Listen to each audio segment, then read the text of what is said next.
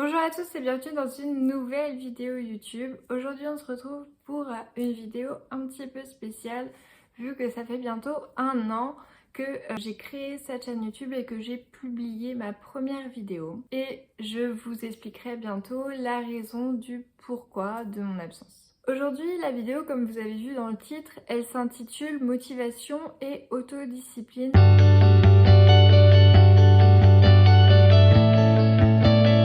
Alors peut-être que vous avez déjà entendu des phrases comme la motivation ça suffit pas.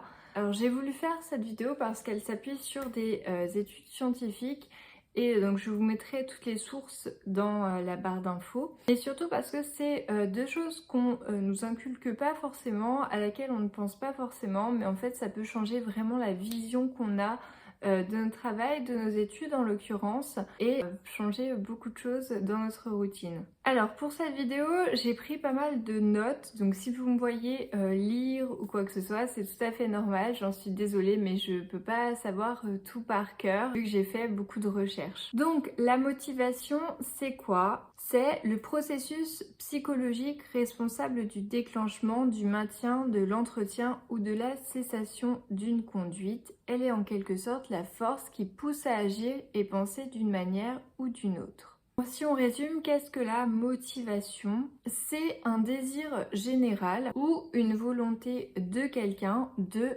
faire quelque chose. Et en cherchant bien, j'ai trouvé deux types de motivation. Donc vous avez la motivation intrinsèque et la motivation extrinsèque. Donc la motivation intrinsèque, c'est une motivation qui se produit lorsque nous sommes motivés ou alors qu'on s'engage dans une activité ou alors à adopter un comportement pour gagner une récompense ou alors éviter une punition.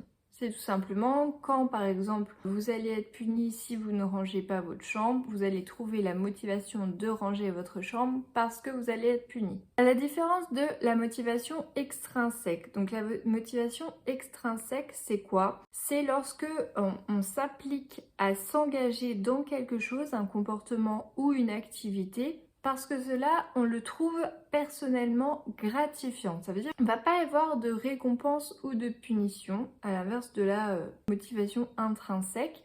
Mais par contre, on va se sentir gratifié, donc on va se sentir meilleur. C'est une propre récompense lorsqu'on aura fait cette activité ou qu'on aura eu ce comportement. Donc selon les études, cette motivation extrinsèque, comme je vous l'ai expliqué, celle qui part du principe que si on fait ce comportement ou cette activité, on est gratifié, elle ne dure pas dans le temps. Ça veut dire qu'en fait, elle finit par disparaître. C'est un concept irréel. C'est prouvé qu'il ne faut pas se fier à cette motivation extrinsèque pour atteindre nos objectifs.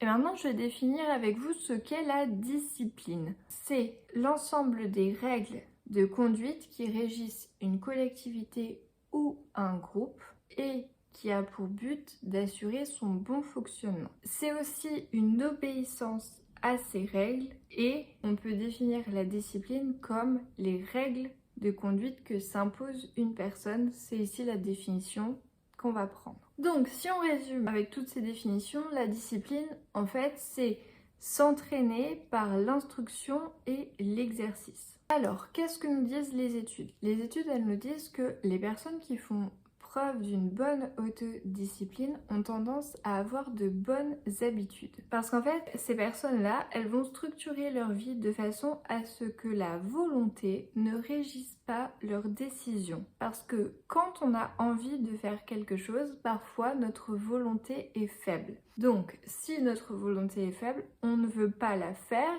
cette tâche, tout notre objectif basé sur cette tâche ne va dépendre que de notre volonté. Et ça, la discipline, elle s'oppose à ce phénomène-là. Donc en fait, comment ces personnes arrivent à atteindre toujours leur objectif, ce qui est montré dans les études? C'est en créant des habitudes. Ça veut dire qu'en répétant par exemple tous les jours la même tâche, elles trouvent ça plus facile d'atteindre leur objectif parce qu'elles n'y trouvent pas de volonté. Mais c'est le fait de se tenir à le faire tous les jours qui va engendrer d'atteindre leur objectif.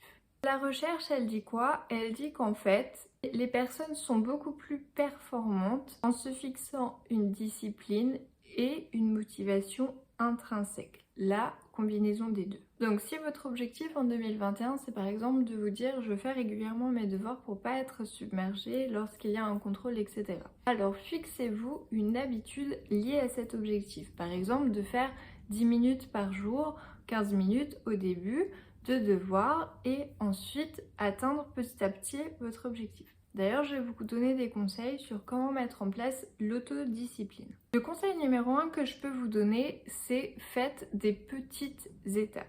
Pourquoi? Parce que tout simplement, votre cerveau, il va résister aux changements brusques. Ça veut dire que si vous lui dites du jour au lendemain, je vais faire 1 heure de sport par jour, il va résister à ce changement. Alors que si vous vous dites, pour l'instant, je fais un quart d'heure une fois tous les 2 jours, la semaine prochaine ce sera tous les jours, là ça ira mieux, vous aurez plus de facilité à intégrer cette habitude dans votre routine.